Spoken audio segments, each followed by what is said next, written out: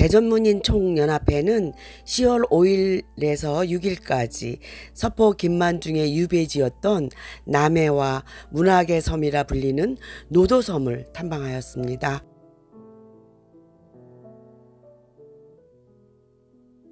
처음 방문한 곳이 남해 유배문학관입니다.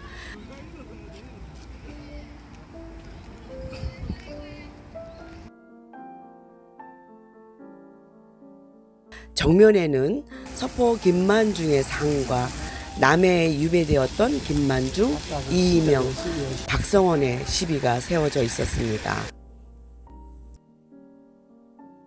유배문학관에는요, 향토역사실, 유배문학실, 유배체험실이 있었는데요. 남해 역사연표가 있고요.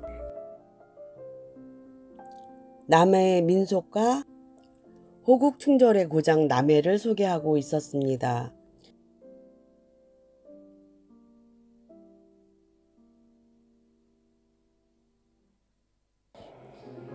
유배문학실에는요, 한국의 대표적 유배문학가를 소개하고 있습니다. 구운몽과 사시남정기는 유배지에서 쓰여진 소설로서 소개되어 있습니다.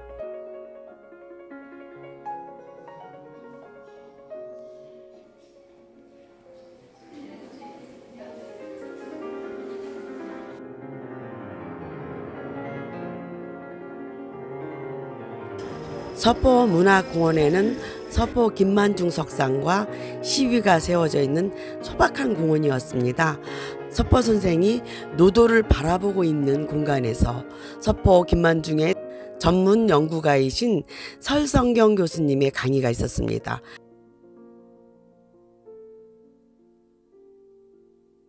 설성경 교수님은 서포문학의 대가이시면서 특히 한국의 근대 문학, 춘향전, 홍길동전, 또 구운몽, 사시남전기 이쪽에 대해서 연구가 깊으시고, 이 남해 문학관과 남해 유배 문학관을 먼저 졌죠. 지금 이 문학관이 아니고 옛날에는 저 허름한 문학관이 있었어요. 그때 그걸 선수 다 여기 오셔서 기거하시면서 저기 하시고 이렇게 하셨습니다. 그래서 누구보다도 우리 서포 문학에 대해서는 제일 많이 아셔요. 그래서 저희들이 이런 문학기장이 있다고 하니까 자청하셔서 오신다고 그러셔갖고 어떻게 반가운지 제가 이렇게 모셨습니다. 오늘은 우리의 대전 중심의 이 문인들이 문인총연합회의 사람들 중에 여기 이 땅, 이 용문사 밑에 와 있는 우리들이 그런 깨침의 신간이 되었으면 좋겠습니다. 그것이 서포 선생님을 가장 잘 알고 또 받들고 앞으로 서포 선생님과 우리들이 타자와 나의 관계가 아니라 이 자아와 타자가 하나 되는 그런 순간이 될 수 있을 겁니다. 저는 얘기의 주제를 그런 쪽으로 끌고 가겠습니다. 원효대사께서 깨쳤던 것, 서포 선생님께서 육아적인 입장에서 깨쳤던 것, 오늘 우리 이 문학기행 동인들이 깨치는 것, 이 셋이 합쳐진다면 불가적인 깨침, 육아적인 깨침, 또 우리 문학적인 깨침, 이건 대단한 깨침이 되리라고 생각됩니다. 우선 생각나는 대로 저 노도섬으로 들어간 것이 밝혀진 것은 몇십 년 되지 않습니다. 제가 연구하던 아주 초기예요. 그래서 연구를 하다 보니 조선왕조실록은 아닌데 일반 문집 속에 절도위리안치라는 얘기가 나옵니다. 서포 선생님께서 받은 형벌은 구체적으로는 절도에 사람이 살지 않는 섬에 가둬놓고 거기는 가시나무 울타리를 하고 그걸 벗어나지 못하게 한 형벌이에요. 구체적인 형벌은. 이것이 서포 선생님의 정신입니다. 보세요. 이제부터 나라에서는 그렇게 벌을 내렸는데 우리가 버스를 타고 온 이 길을, 이 천리길을 넘어서 남해 읍내 들어왔습니다. 그런데 읍내 들어오기 전에 참 중요한 사인이 하나 있습니다. 우리 기호 항목에서 자랑스러운 우암 선생님께서 사계 선생님의 동천당의 그 정신을 물려받아서 노론과 당의 다름 속에서도 예학의 논정, 정치적인 논쟁을 하다가 밀리는 그 상황에서 노론의 대표적인 우암 선생님과 그 아끼는 제자 서포 선생님, 우암 선생님은 서포에게 서포 선생님을 보고 늘 이렇게 걱정을 했답니다. 저 머리를 가지고 저 정신을 가지고 성리학을 제대로 하면 얼마나 좋겠느냐.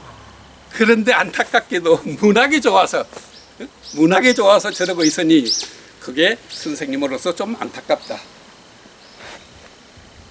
이것이 중요한 기록입니다. 이제 우리 문인들이니까. 대철학가요 정치가인 큰 서성 우암 선생님께서는 조선왕조실록에 가장 많이 거론된 그 위대한 우암 선생님의 그 성리학, 그걸 제대로 물려받았더라면 얼마나 좋겠느냐 하는 게 선생님의 생각입니다. 그러나 서포 선생님은 그런 성리학을 물려받은 사람은 전국에 많아요. 나는 이상하게 끼가 있어. 쓰고 싶어. 좀 생각해 잡거나. 그런데 시도 쓰고 평론도 쓰고 끝에 가서는 소설까지 쓰게 되는 겁니다. 그래서 서포 선생님께서 3번을 유배를 갑니다. 3번을.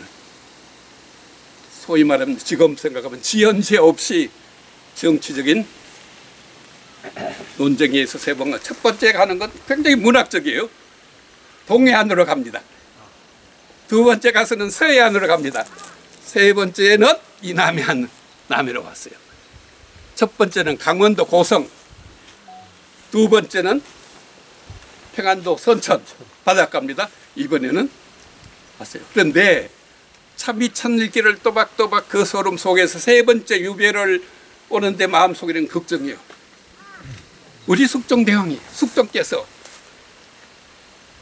아직 젊은데 내가 경연에서 널 가르치고 주역을 가르치고 시경을 가르치는 선생으로서 젊은 그 숙종이 임금이 되셨는데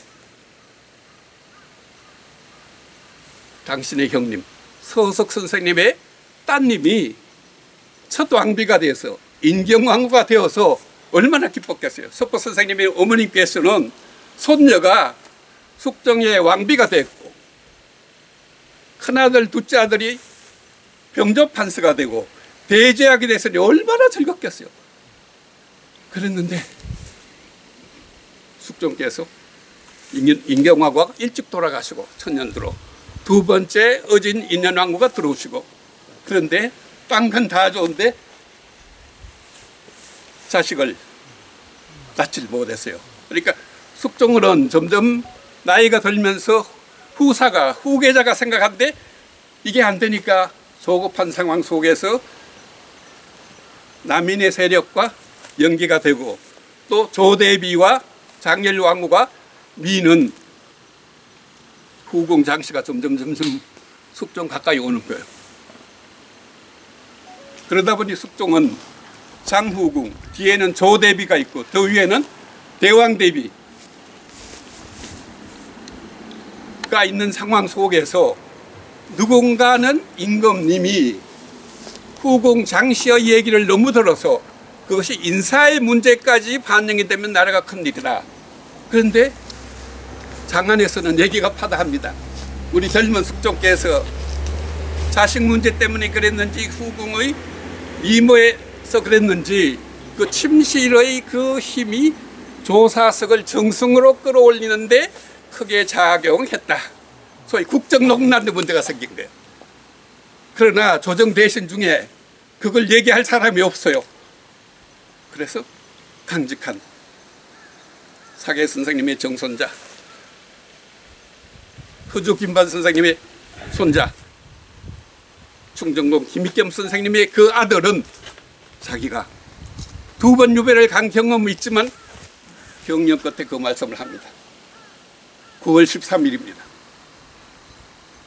희정당에서 주역을 강의하는 날입니다. 그때 주역의 내용은 함께입니다. 함께의 핵심은 여성이 위에 있고 남성이 위에 아래 있으면서 서로 소통 조화가 돼야 된다는 얘기가 주역에서의 핵심 주제입니다. 음이 위에 있고 양이 아래에 있고, 그건 뒤집으면 위에 있고 힘이 있는 자가 왕이 신하들의 얘기를 잘 들어야 된다는 얘기예요. 그래서 일부 경연에서는 서포 선생님께서 경영관 중에 주 선생이 돼서 그 강의를 했어요. 그리고 2부 순서가 됐습니다. 이제 문제가 심각해지네. 서포 선생께서 숙종 임금님께 조금 전에 얘기했던 교재로 삼았던 주역 함께의 그 설명에 대한 현대 해석을 하면서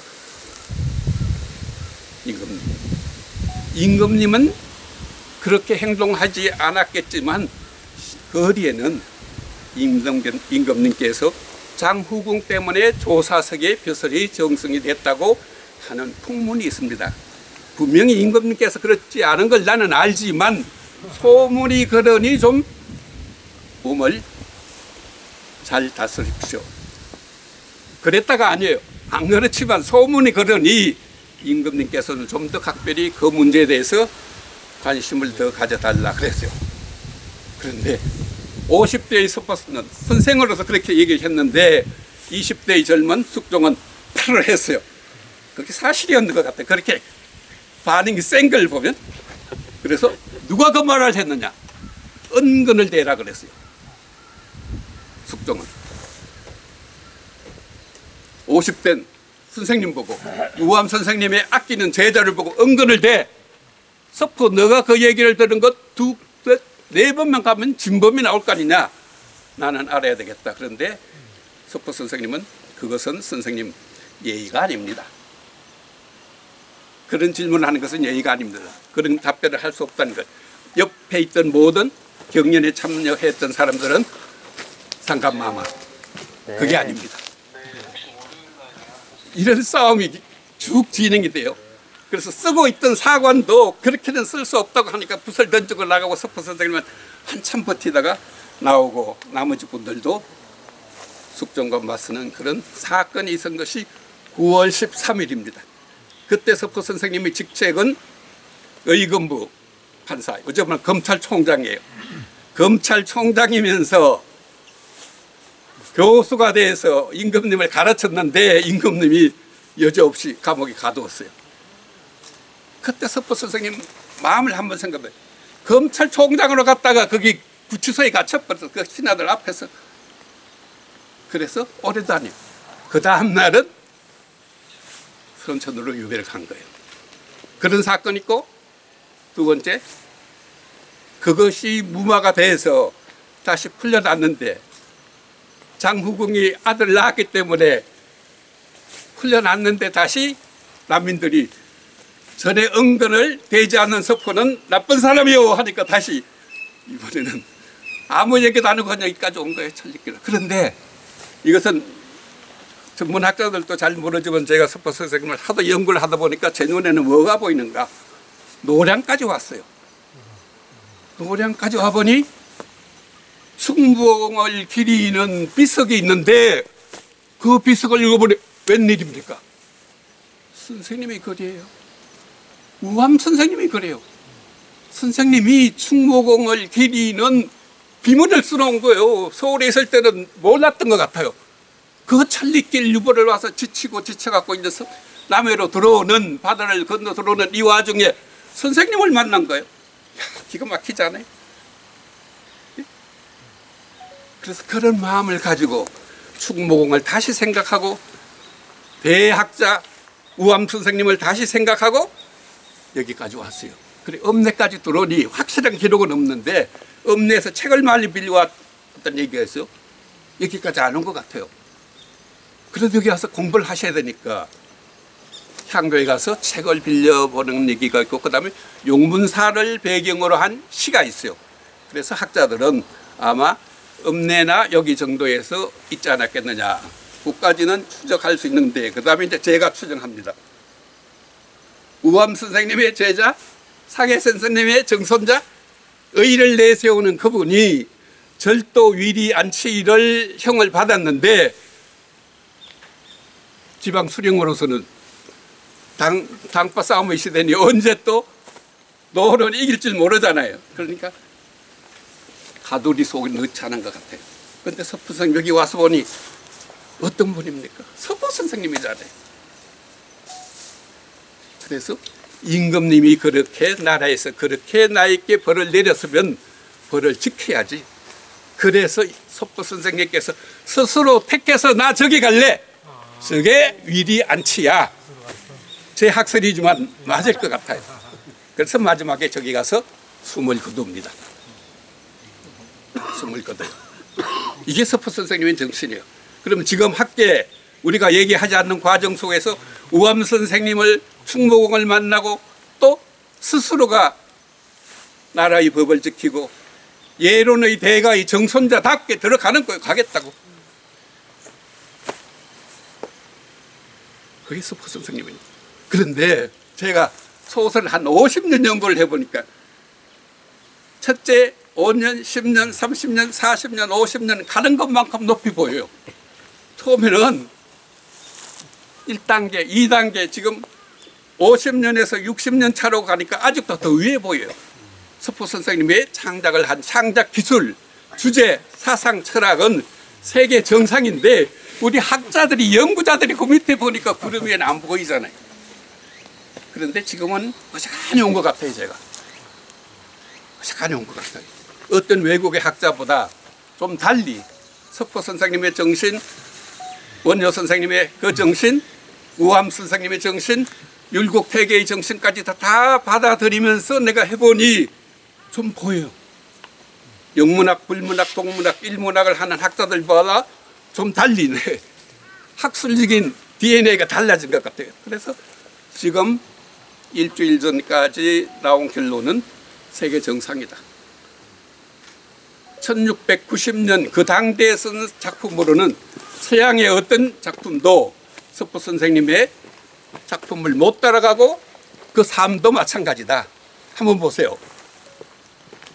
병조판서, 예조판서, 대제학, 의검부, 송, 대장을 한 분이 유배를 3번을 가고 거의 죽기 1, 2년 전, 2, 3년 전에 쓰는 작품이라면 작가로서는 물 흘러갔잖아요. 또 시를 계속 쓰고 시에 대한 평론이 아주 수준 높은 그런 한국 최고의 문인이 쓴 소설인데 대단하잖아요. 근데 제가 그래서 저는 서포 선생님의 글을 보면 이거는 보물이에요.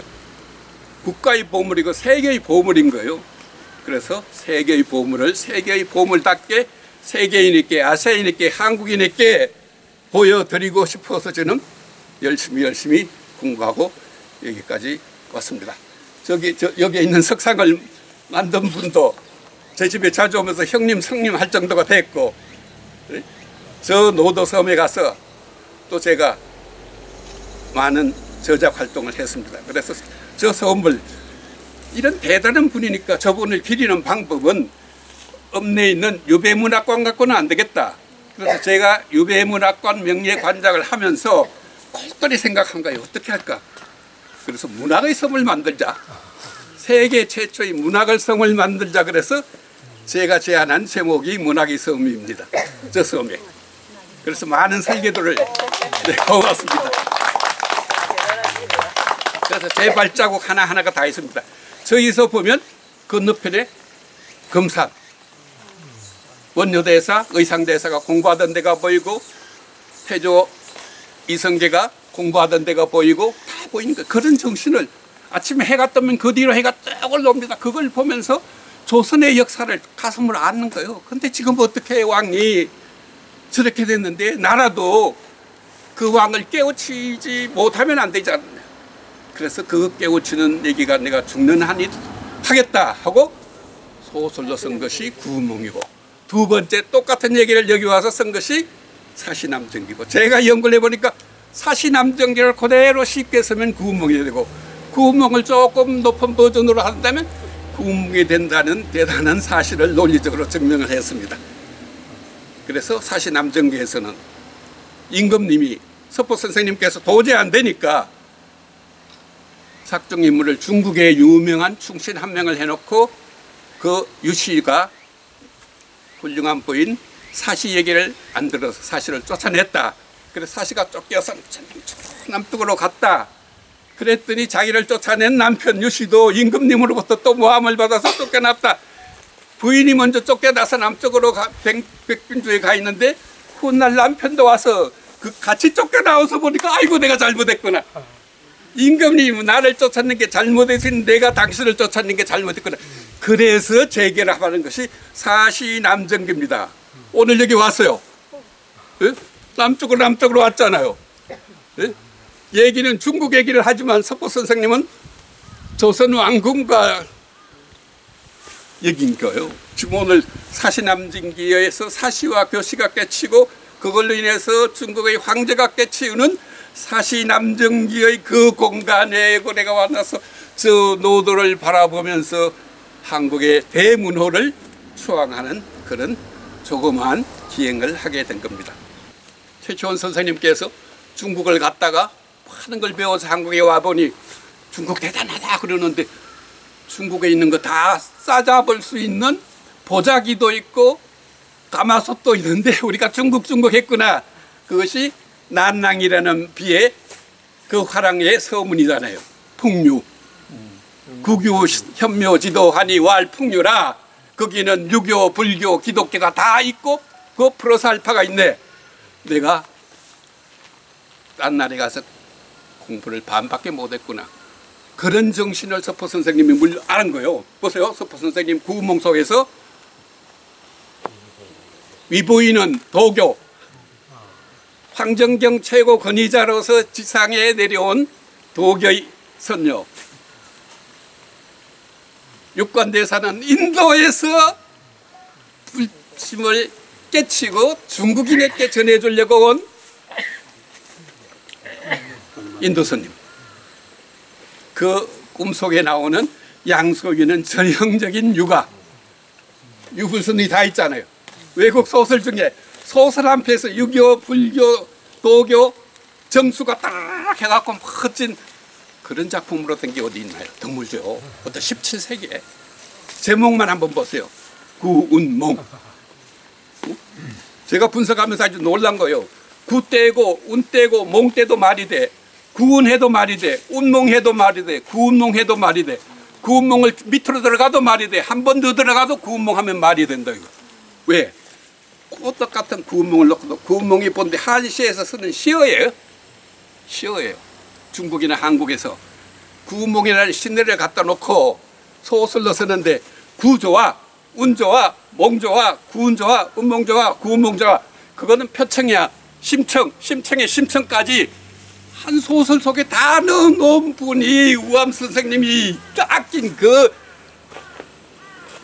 대전을 고향으로 하는 세계적인 작가예요. 그게 대전의 자랑거리 아닙니까? 여러분들은 선배잖아요. 대전 문인의 대선배가 17세기에 세계 1등을 했는데 그걸 연구자들이 실력이 떨어져서 부기공명일장 춘몽 또는 어떤 분들은 하룻밤이 지었대요. 일야제지. 뺏겨 사는데도 제가 일주일 걸리는데 어떻게 하룻밤. 우리 문학을 그렇게 학대한 게 우리의 평론이었어요. 왜? 식민지 시대 또는 소설이 최고라고 하던 시대, 한시가 최고고 소설은 진짜 패스리라고 하던 그 시대니까 당한 거요. 그러나 석포 선생님은 통속 소설도 있지만 같은 소설 속에 무엇을 담느냐에 따라서 내용과 주제와 문체에 따라서 작품의 질이 다르지 소설이라는 양식이 그렇게 천박한 거냐? 그걸 깨달았어요. 자, 한번 봐. 우리 깨달았어 이제. 깨달음. 석포의 깨달음. 우리의 깨달음. 여러분들이 그렇게 이제 창작하시면 돼요. 두 번째는 더 기가 막혀요. 제가 한 40년 차에 가니까 이제 서서히 안개가 그치고 보이는데 기가 막혀요. 엄마 아빠 자기가 들어가 있어요. 소설 속에.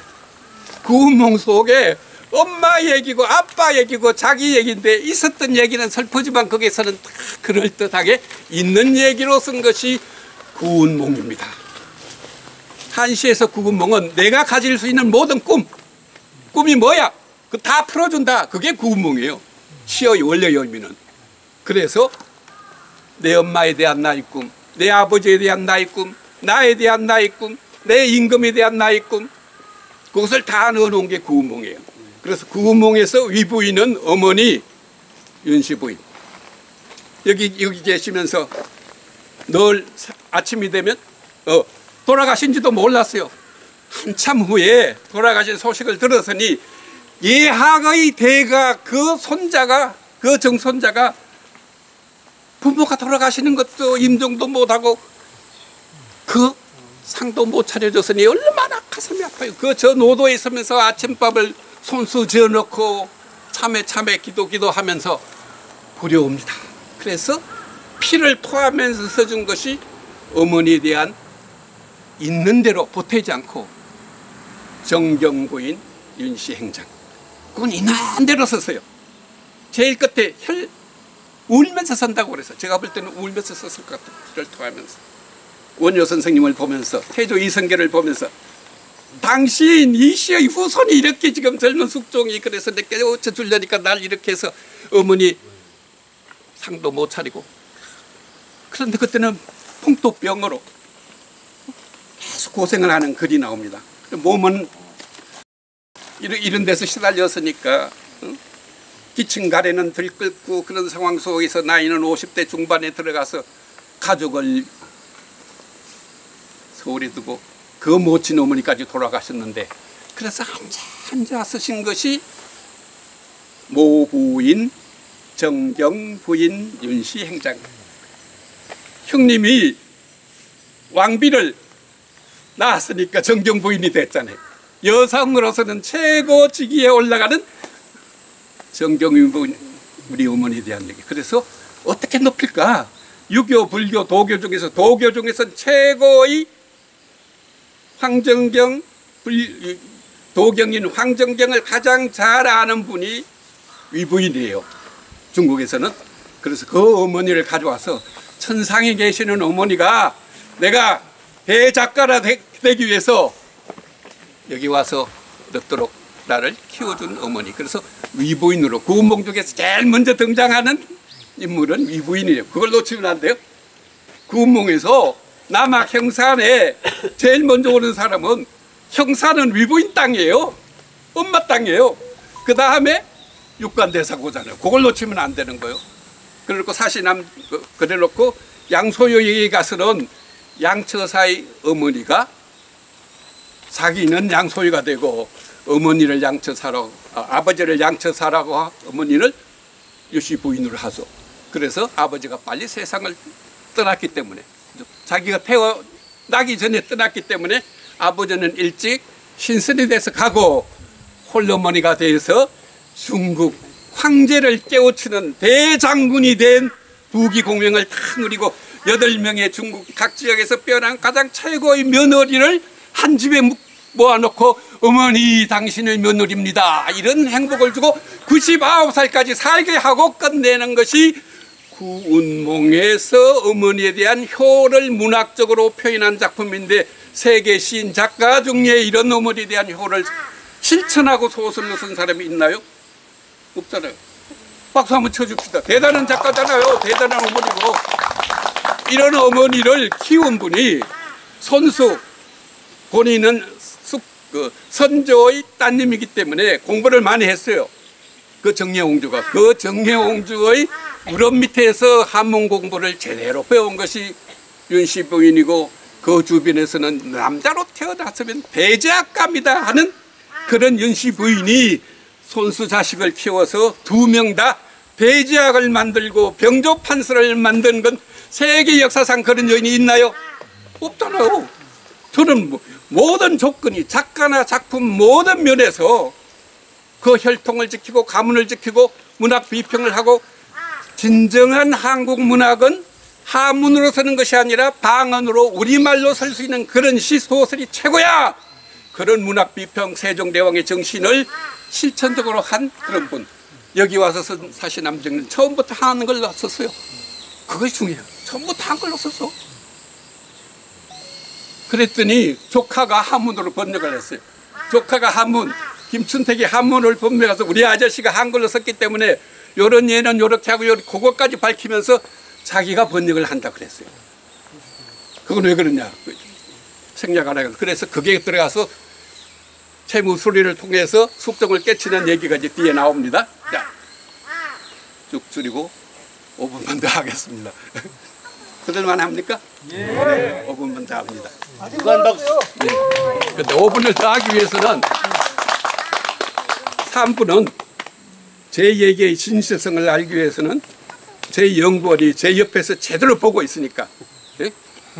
아침 9시부터 저녁 6시까지 20년 한결같이 보고 있으니까 이런 얘기를 하는 설성경은 자국 문학을 위해서 부품했느냐, 어? 누구 앞에서 선서를 하고 하듯이 진실을 얘기하느냐, 또 우리 연구의 수준이 지금 어디까지 가고 있느냐는 얘기를 잠깐 하고 제가 다시 마무리를 하겠습니다. 괜찮죠? 예. 네. 그럼 제가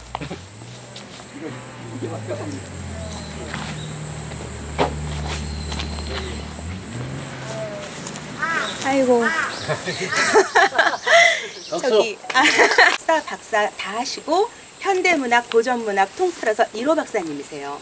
그러니 춘향전 작가 얘기하다가 제가 이리 왔습니다. 춘향전으로 석박사를 하시고 지금까지 62년 동안 춘향전 하면은 1호 박사님으로 춘향전의 무게가 굉장히 어깨에 실리셨잖아요. 그런데 춘향전은 정말 안 읽고도 아는 고전인데 왜 춘향전에 작가가 없을까? 이 작가 찾는 문제가 숙명처럼 온 거예요.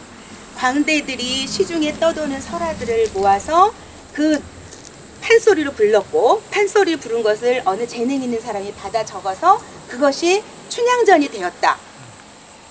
있을 수가 없죠. 광대들의 수준이 있잖아요. 제가 아까 작가론의 연구 굉장히 천착한 연구자이기 때문에 작가가 서포 선생님 정도 되시는 분이 구운몽을 지으셨고 또 교산 허균 정도 되는 강릉에 가면은 그 허씨 5대 문장가 해가지고 그 집안이 동인의 영수 집안의 쩡쩡한 집안이죠. 그분의 정치가요, 사상가요, 천재 문인으로 불리는 그 허균이 홍길동전을 지었잖아요. 그러면 홍길동전과 구운몽 사이에 춘향전이 있단 말이죠. 갑자기 춘향전을 광대들이 어떻게 지을까요? 작가가 분명히 있겠죠. 그래서 그 작가를 찾아 들어가시는데 정말 그 문사철 인문학적 환경이 굉장히 중요합니다. 그래서 모든 여기 뭐 영상을 플레이할 수 있으면 참 좋겠지만 그 당시에 2000년에 작가를 찾아서 연세대학교에서 춘향 예술의 역사적 연구라는 책을 내시고 그 다음에 이듬해 2001년도에 서울대학교에 가세요. 서울대학교 갈 때는 춘향전의 비밀이라는 책을 들고 갑니다. 그 춘향전의 비밀은 바로 무슨 비밀이냐면 작가의 비밀이죠. 400년 동안 작가 없음, 작가 미상 시대로 살았던 이 나라에 작가 있음 시대로 여신 분이 저희 교수님이십니다. 그래서 그때 그 당시에 서울대학교에서 출판할 때는 한국의 탐구 시리즈, 서울대학교에서 야심작을 냈어요. 한국을 알려면 이 정도 고전은 알아야 된다 해서 춘향전, 그래서 춘향전 이제 원고를 저희 교수님께서 이제 춘향전의 비밀로 갖고 들어가시죠. 이때 작가의 비밀이죠. 그 다음에 우리 교수님께서 3대 고전의 대가시잖아요. 3년 후에 홍길동전의 비밀을 가지고 또 들어가십니다. 홍길동전의 비밀. 한 그 시리즈 안에 비밀이라는 제목이 2개가 달렸어요. 자, 서울대학교가 어떤 개인 출판사가 아닌데 한 연구자의 시리즈 제목을 달기는 좀 그렇겠죠. 그러나 이것이 역사의 비밀이기 때문에 그 비밀이란 제목 아니고는 붙일 수가 없어요. 홍길동전의 비밀은 모델의 비밀입니다. 우리가 알고 있는 교산 허균이 지은 홍길동전은 홍길동은 호부호영을 못하는 서자의 이야기이지만 전반부는 조선에서의 전반부 플러스 우리가 그 홍길동전으로 알고 있는 율도국 있죠? 실제로 오키나와로 진출한 2부 인생이 있습니다. 그래서 우리가 홍길동을 제대로 알려면 홍길동의 1부 인생과 2부 인생을 조합할 때 손바닥 앞면 뒷면이 돼야 손이죠? 그것처럼 홍길동의 비밀을 또 풀어서 홍길동전의 비밀을 서울대학교 출판부에서 냅니다. 그 다음에 3번째, 자 오늘 여기가 노도죠. 남해죠. 저희가 노도죠. 3번째 작품 구운몽의 비밀을 가지고 또 서울대학교를 두드리십니다. 자 이번에 또 비밀 제목을 가지고 가니까 서울대학교에서 어땠을까요? 자 비밀을 풀어내는 작가로 닉네임이 붙겠죠? 자 구운몽의 비밀은 무슨 비밀이냐? 아까 앞에서 선생님이 해주신 것처럼 주제의 비밀입니다. 우리가 알고 있는 아까 뭐 일부 다처의 합리화, 부귀공명은 일장 춘몽 이런 정도의 표면적인 이야기가 아니라 깊은 주제가 있잖아요. 어머니를 어떻게 높일까? 이 나라의 충을 어떻게 실현할까? 이 정말 조선이 망할 것이면 숙종이 거기서 장희빈의 혼미에 빠져서 못 깨어나면 망하는 거예요. 그걸 대각시킴으로써 뒤로 영조, 정조, 문예 부흥기가 열리는 겁니다. 그래서 이렇게 훌륭한 문인들이 이 시대에 많이 배출될 수 있었습니다. 그래서 구운몽의 비밀까지가 한국의 탐구 시리즈 안에 개인 설성경 시리즈가 되었습니다. 박수 한번 쳐주셔야죠. 네 번째 책을 내야 되는데 그게 춘향전이에요. 그럼 춘향전 1호 박사, 연세대학교에서 춘향전 학통을 이어서 나손 김동욱 박사님으로 이어오신 2세대 연구자의 대표인데 춘향전 주석은 다른 분한테 받을 길이 없습니다. 그래서 그 법을 없애고 다시 위촉을 해서 저희 교수님이 춘향전 주석을 쓰셨는데 춘향전 주석에 산서 조경남, 아까 제가 말씀드린 남원의 진사, 남원을 평생 떠나보지 않은 임진왜란, 병자호란, 정유재란, 그 정축호란 그 전쟁의 소용돌이 속에서 의병장으로 낮에는 활동하고 밤에는 또 일기를 쓰시는데 57년 동안의 일기를 쓰신 분이에요. 그 난중 잡록이라는 그 일기는 선조가 수정실록을 쓸 때 개인의 일기를 빌려다가 수정실록에 보완할 정도로 지금 굉장히 중요한 사료가 되어 있습니다. 그 일기를 57년간 쓰신 전라도 남원의 대문호가 바로 춘향전을 지었다. 이것을 그 60년 연구사에서 밝혀내셨어요. 그래서 이번에 그 박수 치고 싶으면 치세요. 그래서 이번에 그 동서양 고전 시리즈에 들어간 춘향전 주석에는 작가 조경남, 역주 설성경, 대한민국 학술원 우수도서 꽝, 네 거기까지 이루었기 때문에 이제 춘향전의 작가는 작가 미상 시대에서 작가 조경남 시대로 큰 획이 거졌습니다. 교수님이 여기 노도가 어떤 곳이냐면 서포 선생님을 너무 존경하고 서포의 대변인을 자청하고 40년을 나는 서포의 대변인이라는 그 닉네임을 갖고 사실 정도로 서포 선생님 존경했어요. 그래서 마지막 구운몽의 비밀 썼죠. 그 비밀을 탈고한 곳이 노도입니다. 그때 구운몽의 비밀은 너무나 역사적인 비밀이기 때문에 그것을 탈고하러 노도로 주민등록을 옮기고 1년을 사세요. 그때 노도라는 곳은 13 가구밖에 살지 않는 거의 그러니까 배를 타고 왔다 갔다 하고 거기에 상주하는 가구가 13 가구입니다. 지금은 좀 어떻게 변했는지 모르겠지만요. 그때 그곳에 배가 이제 내일 타고 들어갈 텐데 병련항에서 배를 타고 딱 들어가면 처음 딱 배를 댔는 그곳에 바로 옆에 해안 경비 초소가 있었어요. 그냥 아주 날판으로 그냥 근무할 수 있는 곳, 군인들이 근무할 수 있는 곳, 그곳에다가 서탁을 딱 피시고 1년 동안 거기에 계세요. 그런데 거기에 있는 그 어부 배를 타고 나갈 때는 그 어부 분한테 부탁해서 일정 경비를 드리고 나갔다가 다시 또 거기 그분하고 스케줄이 맞는 시간 기다려서 타고 들어오시고 뭐 별로 그렇게 내왕도 안 하신 것 같아요. 제 기억에는. 여름에는 그 날판이기 때문에 떼약볕, 겨울에는 그 날판이니까 북풍한설. 서포 선생님도 아마 그렇게 계셨겠지. 그래서 우리 선생님께서 저한테 하신 말씀 중에 제일 기억나는 것이 내가 시간을 거슬러 올라가서 400년을 거슬러 올라가서 우리 서포 선생님을 만날 수는 없다. 너무 만나고 싶은데 그러나 서포 선생님이 거닐었던 곳, 서포 선생님이 어머니를 그리워했던 곳, 비지를 하면서 정말 마음을 쓸었던 곳, 이곳은 내 발걸음을 맞춰볼 수 있다. 내가 시간은 동일시할 수 없지만 공간은 동일시할 수 있다. 노도에서 나는 구운몽의 비밀, 서포 선생님의 마음을 최대한 내가 느껴보고 그분의 숨결을 느껴보리라 해서 여기서 정말 그 말도 안 되는 환경에서 1년을 사세요. 우리가 지금 내일 타고 들어갈 그 배는 선생님 때문에 생겼습니다. 그 통통배 너울성 파도가 저 짧은 공간에 엄청 쳐요. 그러면 배가 못 나옵니다. 그래서 15인승 배가 생겼어요. 선생님이 저기 노도 주민들을 위해서 정말 기여를 하신 거고요.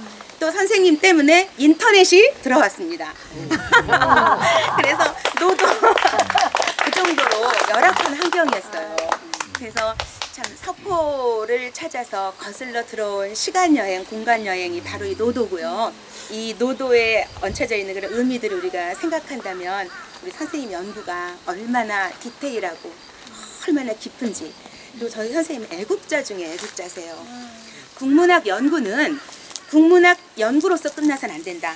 국익에 도움이 돼야 된다.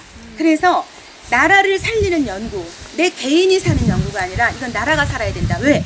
저희 그 1400년의 연구 연안에 있는 모든 원효대사가 그랬고, 세종대왕이 그랬고, 교산 허균이 그랬고, 서포 김만중이 그랬고, 산서 조경남이 그랬고, 뭐 동리 신재효가 그랬고, 쭉 현대시까지 오는데요. 윤동주까지 옵니다. 우리 시인들 많으시죠? 그분들이 전부 다 이걸 내 작품을 나라에 바쳤어요. 그래서 나라의 위상을 올렸습니다. 그래서 우리 문인들도 이제는 욕심을 더 내셔야 되고요. 저희 교수님 정말 열심히 연구하셨는데 아주 젊었을 때 얼굴부터 지금 이렇게 연세가 많이 드신 얼굴까지 저는 다 기록하고 모으는 연구자를 연구하는 연구자론이 전공입니다. 이렇게 애국심을 가지고 연구한 것이 적은 설성경이라는 사람이에요. 그 사람이 서포 선생님이 그 3번을 유배를 가면서 대작을 하면서 병조 판사를 하면서, 그것도 전쟁에 피난 가다가 피난 위에서 피난 배전에서 났다고 배똥인데, 그런 서울음의 사람이 중국을 통일하는 병부상사가 되잖아요. 소설 속에서. 현실에서는 병조 판사가 되잖아요. 이론과 현실이 같아요. 그런 작품, 그런 작가가 없는데 나같이 묘한 사람이 원효대사가 너는 가서 서포 선생님을 모셔라. 그래서 제가 모셨더니 세계 1등이 맞아요. 성경이라는 이름을 걸고 해요. 그런데 저는 춘향전을 연구해서 춘향이가 옥중에 기다리듯이 님이 올 때까지 기다리는 기다림의 명수예요. 그런데 이제 여러분들이 드디어 암행어사가 되어서 오셨어요. 저를 구하러 병보살을 피하고. 그러니까 제가 생각하는 것은 세계 최고 수준의 서포 선생님의 삶과 그 윗대, 율곡 선생님으로부터 사계 선생님으로부터 호주서 쭉 내려오는 것까지 다 연구를 해서 증명하는 게 제의 문사철을 통합한 인문과학 광통학이거든요. 그래서 제 생각은 그런 나무에서 춘향전이 있고, 또 대전에서는 이런 훌륭한 대전을 고향으로 뿌리로 하고 전민동 유성고에 가면 그 부모님의 산소가 있고 할아버지의 산소가 있는 그 대전에서 이제 문인들이 똘똘 뭉쳐갖고 행정하는 사람, 국민 기업에 있는 사람들을 다 감동시켜서 한국 문학이 세계의 중심 문학이 되고, 그 뿌리가 대전이 되고 오늘 온 이분들이 되면 얼마나 좋겠느냐. 그런 깨달음을 실천하는 것을 하자는 말씀을 드리고 싶습니다. 그래서 이 편은 문학축전 제 기조 발표할 때 와서 보면 좀 더 구체적인 화면을, 증거 자료를 가지고 보여드리고 여러분들에게 기쁨을 드리고 싶어요. 벽련항에서 12명씩 한 조를 이루어서 배를 타고 노도항으로 출발하였습니다.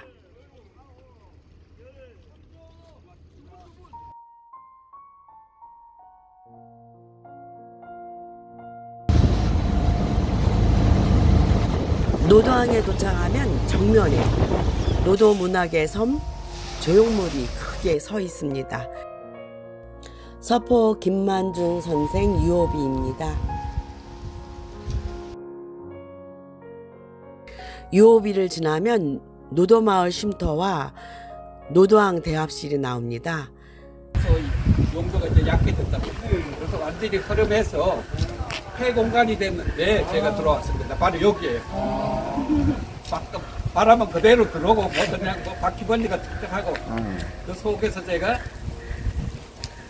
1년간 주민등록을 옮기고 연구를 했습니다. 그래서 여기를 좀 산포를 하고 고민하고 여기를 마당을 쓰는데 저 위에까지 200m를 아침마다 너티나무가 큰 게 있었어요. 그러면 낙엽에 뚝 치면 제가 마당을 썰어요. 그러면 18가구 주민들이 설성경 보고 젊은, 그 중에서 나이가 제가 제일 젊으니까 젊은 청소대장이에요. 제가 그래 왜 쓰느냐 그래요. 내일 되면 또 나는 서포 선생님을 생각하고 그 마음을 알기 위해서 이 낙엽을 내 떨어지다 보고 또 쓸고 이렇게 한다 그러면 저 위에 어부집이 있는데 거기 가서 이제 인이가 되면 부탁을 해서 밥을 먹으면서 하는데 그런데 참 슬픈 얘기 중에 하나는 이거는 제가 그러고 한 몇 달을 못 왔어요. 못 왔더니 나한테 아무 얘기도 하지 않고 여기에 내가 공부하던 책상, 뭐 침대, 옷까지 다 철거를 해버렸어요. 그리고 이걸 지었어요. 이건 참 제가 보통 사람 같으면 참 엄청난 법적인 문제가 생기는데 제가 공부하던 책, 메모지, 책상, 뭐 옷까지 다 팽개쳐버렸어요. 수명이도 않고. 그리고 여기서 볼 때 여러분들이 설성경 시어자가 있는지 없는지 한번 좀 눈여겨보세요. 완전히 제로인데 여기가 석도 선생님 요배 왔던 곳이라는 것을 증명해갖고 논문을 쓰고 논문을 쓰고 여기에서 공공의 비밀을 써서 서울대학에서 책을 낼 정도로 남의 사람보다 남해를 더 사랑하는 설성경이었는데 대적은 제 사고에 해주려고 그런가 봐요. 아닙니다. 감사합니다.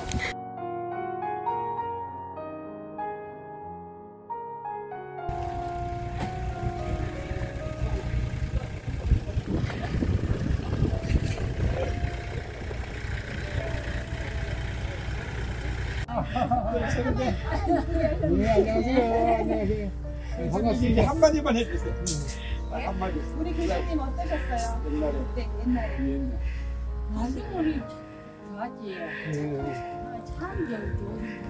뭐 동네 노인들 얼마나 생겼는데 맨날 와서 대답하고 맨날 와서 참 좋고. 할머니, 교수님이 여기 와서 뭐 하셨어요? 뭐 하셨어요, 여기 와서?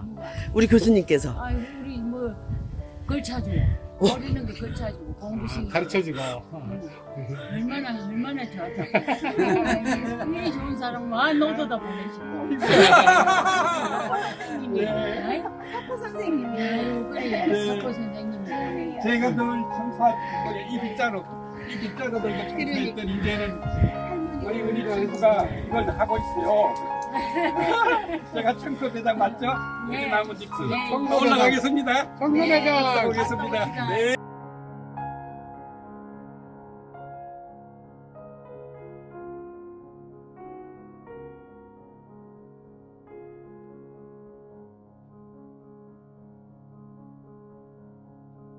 하는데 우리는 못 만났어. 저기 창작실에 입주하셨다고요? 이 동네에 이 동네에 설성경 교수님에 대한 기억이 뭐가 있습니까? 그 교수님에 대한 기억이 이 노도를 갖다 일단 단천시켰고 붙여 있는 섬을 그 찬반이 많았어요.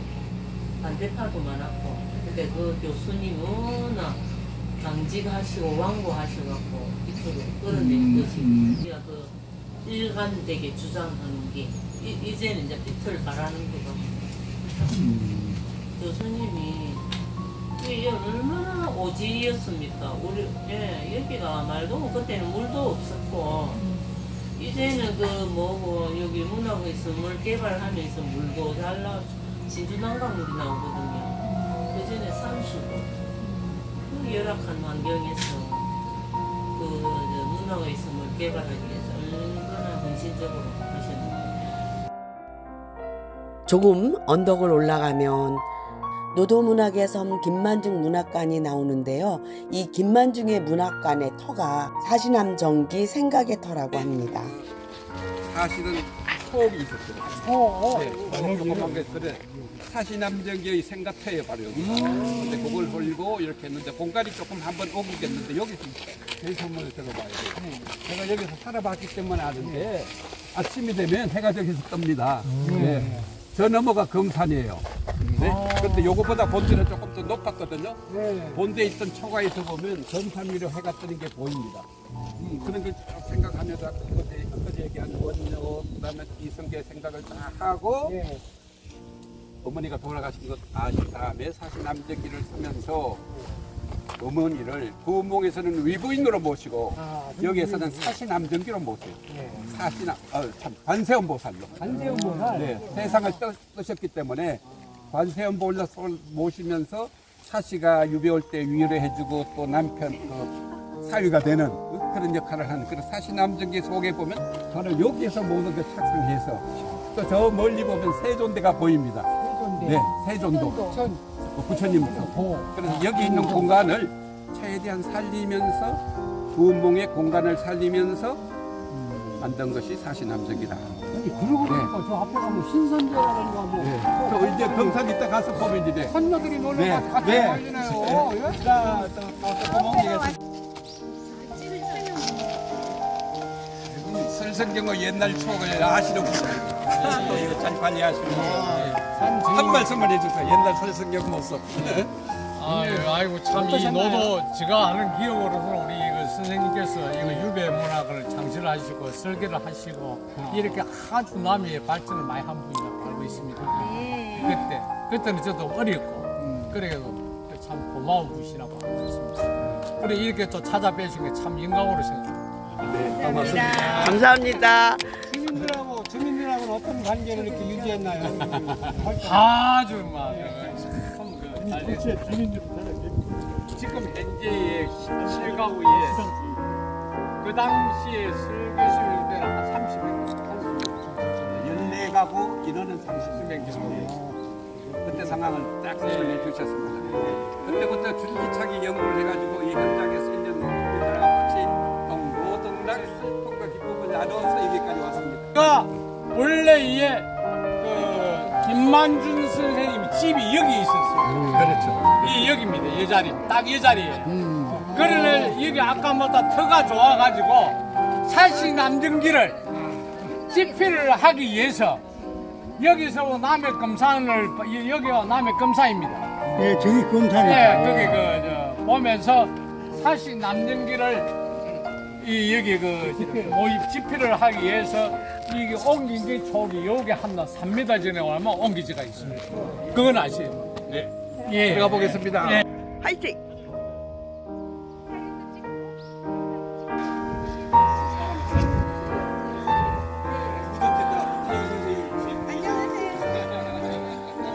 문학관 1층에는 김만중이에 대한 이야기를 시청할 수 있는 시청각실이 있고요. 2층으로 올라가면 전시관이 있습니다.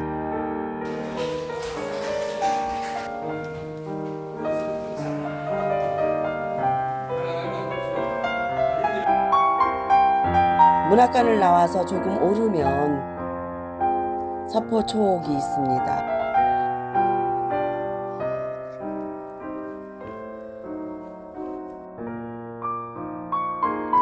구운몽원에서는 팔선녀의 아름다운 형상들을 만날 수가 있고요. 사시남정기원에서는 주인공 사시를 만날 수 있습니다.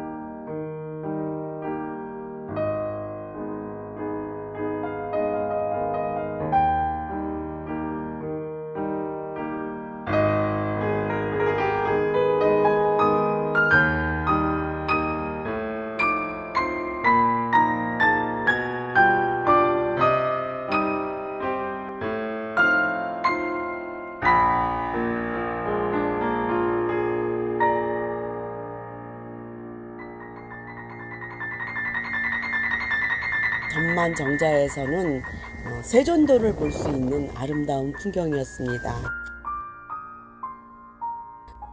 저희는 서포 김만준 선생을 노도섬에서 만나고 앞으로는 서포 선생의 부모님이 계신 대전 본양에서 서포 선생을 자주 만나 뵐 수 있기를 고대하며 돌아왔습니다. 감사합니다.